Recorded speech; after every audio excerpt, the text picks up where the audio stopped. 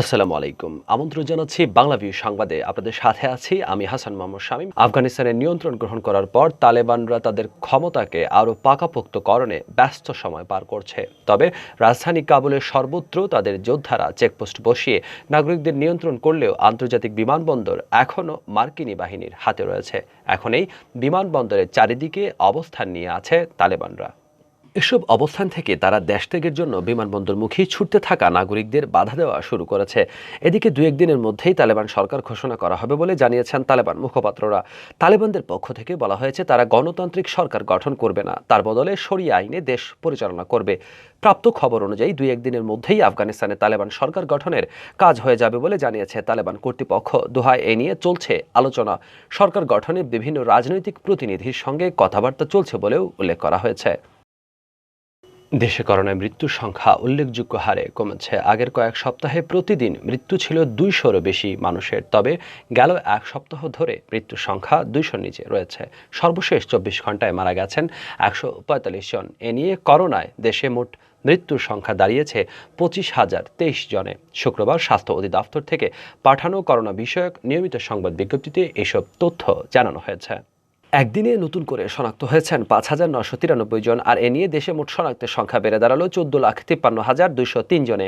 স্বাস্থ্য অধিদপ্তরের বিজ্ঞপ্তিতে বলা হয়েছে গেল 24 ঘন্টায় করোনা থেকে সুস্থ হয়েছেন 10,574 জন। আর এ পর্যন্ত মোট সুস্থ হয়েছেন 13,47,755 জন।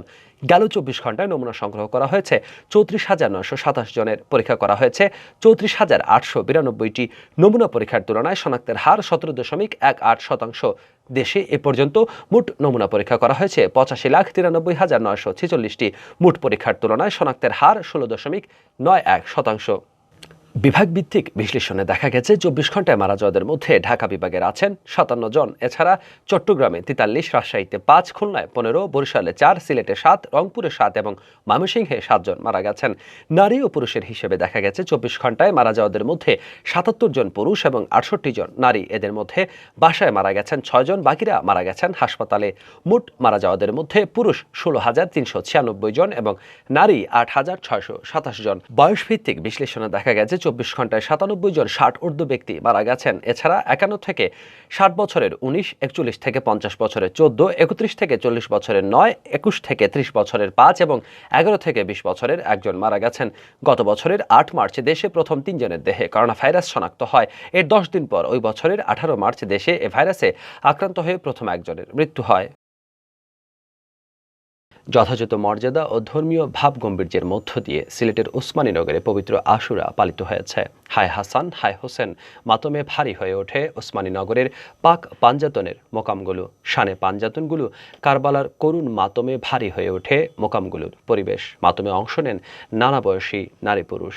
শুক্রবার সারা দেশের ন্যায় ওসমানীনগর উপজেলায় আশুরা পালিত হয়। উপজেলার গোয়ালাবাজার ইউনিয়নের মরহুম পীর ওয়াসিদ আলীর বাড়ি পাঞ্জাতনের মোকাম ব্রাহ্মণগ্রাম, এওই লাতুইল পাক পাঞ্জাতনের মোকাম মতিয়ারগাঁও পাঞ্জাতনের মোকাম নিজ করণশী পূর্বপাড়া পাঞ্জাতনের মোকাম উমরপুর ইউনিয়নের বড় ইসুফপুর সৈয়দ শাহ ধামরির মাজার প্রাঙ্গণ, সাদিপুর ইউনিয়নের গজিয়া ইব্রাহিমপুরের পাঞ্জাতনের মাকাম, পশ্চিম পৈলনপুর কোনাপাড়া পাঞ্জাতনের মোকাম ঈশান শাহ মাজারেও আশুরা পালিত হয়।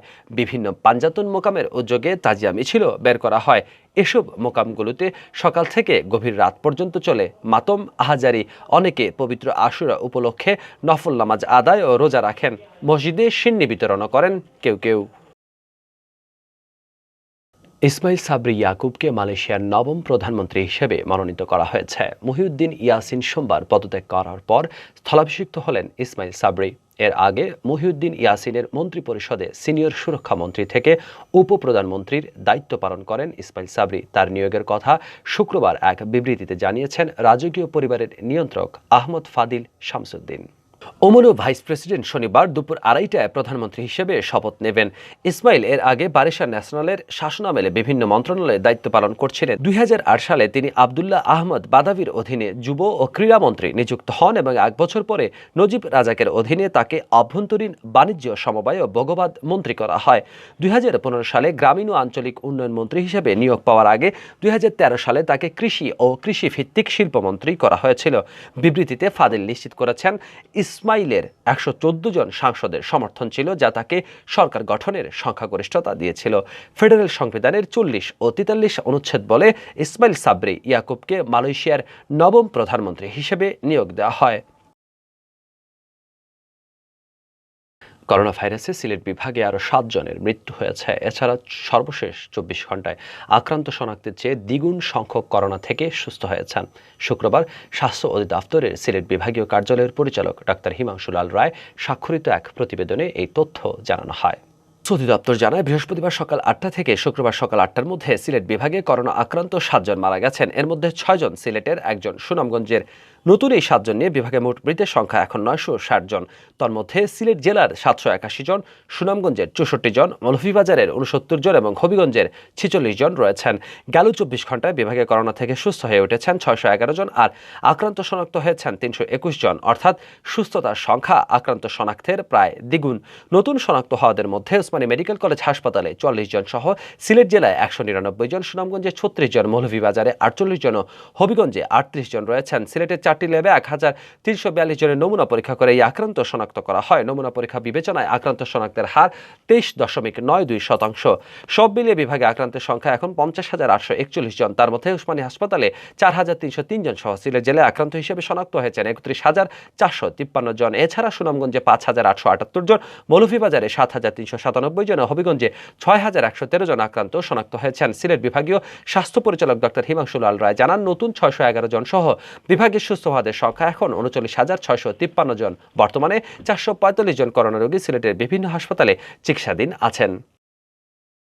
কল্পনার বাইরে দ্রুত গতিতে আফগানিস্তানের রাষ্ট্র ক্ষমতা দখল করছে তালেবান। সেই ধাক্কা লাগতে শুরু করেছে প্রতিবেশী দেশ পাকিস্তানেও। বৃহস্পতিবার আফগান সীমান্ত লাগোয়া খাইবার পাখতুনখোয়া প্রদেশের দক্ষিণ ওয়াজিরিস্তানে তেহরিকি তালেবান পাকিস্তান টিটিপি গোষ্ঠীর সঙ্গে সংঘর্ষে এক পাকিস্তান সেনার মৃত্যু হয়েছে। সংঘর্ষে নিহত হয়েছে এক জঙ্গিও। পাকিস্তান সেনাবাহিনীর বিবৃতিতে বলা হয়, দক্ষিণ ওয়াজিরিস্তানের কান্নিগুরাম এলাকায় সেনা চৌকিতে জঙ্গি হামলায় এক নায়ক সুবেদার নিহত হয়েছে। যদিও দেশটির একাধিক সংবাদ মাধ্যম বলছে, গোটা দক্ষিণ ওয়াজিরিস্তানেই একচ্ছত্র নিয়ন্ত্রণ টিটিপির। আমেরিকার ড্রোন হামলায় নিহত জঙ্গি নেতা বায়তুল্লাহ মেহসুদ প্রতিষ্ঠিত এই গোষ্ঠী বরাবরই পাকিস্তান সরকারের বিরোধী। 2014 সালে পেশোয়ারের একটি স্কুলে হামলা চালিয়ে শতাধিক শিক্ষার্থীকে খুন করেছিল টিটিপি জঙ্গিরা। সেই পাকিস্তানেই এখন শক্তি দেখাতে চাচ্ছে তালেবান। বরাক উপত্যকা সর্বধর্ম সমন্বয় সভার সম্মানীয় সদস্য পদ গ্রহণ করলেন করিমগঞ্জের পুলিশ অধীক্ষক পদ্মনাভ বড়ুয়া। সংস্থার সুতারকান্দি শাখা কার্যালয়ে আনুষ্ঠানিকভাবে এই সম্মানীয় সদস্য পদ প্রদান করা হয় উদীয়মান এই আইপিএসকে। পুলিশ সুপারকে উত্তরীয় পরিয়ে সংস্থার কার্যালয়ে স্বাগত জানানোর পর সদস্যপদের সম্মানীয় পত্র, সংস্থার যাবতীয় পত্রাদির কভার ফাইল ও বিশেষ কার্ড তুলে দেন সংস্থার কেন্দ্রীয় সাধারণ সম্পাদক এইচ.এম. আমির হোসেন, শিক্ষাপ্রেমী প্রিয়ব্রত দেবনাথ, কবি সাহিত্যিক ও সাংস্কৃতিক কর্মী অনিন্দিতা চক্রবর্তী। সদস্যপদ গ্রহণ করে পুলিশ সুপার পদ্মনাভ বড়ুয়া বলেন, সর্বধর্ম সমন্বয় সভার কর্মপ্রয়াস ব্যতিক্রমী ও প্রশংসনীয়। সংস্থার কার্যক্রমতাকে আকৃষ্ট করেছে। জেলায় শান্তি, সম্প্রীতি ও ভ্রাতৃত্ব প্রতিষ্ঠায় এই সংস্থা সহায়ক হবে বলে মত ব্যক্ত করেন তিনি। অনুষ্ঠানের শুরুতে স্বাগত বক্তব্যে সংস্থার প্রচেষ্টায় বাস্তবায়িত কার্যসূচি সংক্ষিপ্ত তুলে ধরেন সাধারণ সম্পাদক এইচ.এম. আমির হোসেন। প্রতিটি বাজার এলাকায় স্থায়ী শান্তি কমিটি গঠনের পরিকল্পনা রয়েছে বলেও জানান তিনি। দেশের স্বনামধন্য ব্যবসা প্রতিষ্ঠান সত্তার মেটাল ইন্ডাস্ট্রিজের সিলেট শাখার শোরুমের উদ্বোধন করা হয়েছে। শুক্রবার বেলা 2টায় সিলেট নগরীর উপশহরস্থ এনকে টাওয়ারের 2য় তলায় এই শোরুমের উদ্বোধন করেন সত্তার মেটাল ইন্ডাস্ট্রিজের ব্যবস্থাপনা পরিচালক এম.এ. সাত্তার খান। উদ্বোধনী অনুষ্ঠানে প্রধান অতিথির বক্তব্যে সত্তার মেটাল ইন্ডাস্ট্রিজের ব্যবস্থাপনা পরিচালক এম.এ. সাত্তার খান বলেন, সিলেটের ক্রেতাদের সুবিধার জন্য এই শাখার উদ্বোধন করা হয়েছে, যাতে ক্রেতারা স্বনামধন্য এই প্রতিষ্ঠানের স্যানিটারি মালামাল সহজেই তাদের বাসাবাড়ি তৈরি করার জন্য ক্রয় করতে পারেন। এমনকি ব্যবসায়ীরাও সহজে এই শোরুম থেকে মালামাল ক্রেতাদের কাছে সহজে পৌঁছে দিতে পারবেন। সিলেটের ব্যবসায়ীরাও স্যানিটারি মালামাল বিক্রি করে নিজেদের স্বাবলম্বী করতে পারবেন। তিনি আরও বলেন, এই শোরুম খোলায় সিলেট বিভাগে বেকার যুবকরা এই প্রতিষ্ঠান থেকে মালামাল নিয়ে তারাও ব্যবসা শুরু করতে পারবে। সত্তার মেটাল ইন্ডাস্ট্রিজের সিলেট ডিভিশনের রিজিওনাল ম্যানেজার মোহাম্মদ তরিকুল ইসলামের পরিচালনায় উদ্বোধনী অনুষ্ঠানে বিশেষ অতিথি হিসেবে উপস্থিত ছিলেন কোচাই ইউনিয়ন পরিষদের চেয়ারম্যান মোহাম্মদ আবুল কালাম, বীর মুক্তিযোদ্ধা মোহাম্মদ আব্দুল খালেক প্রমুখ।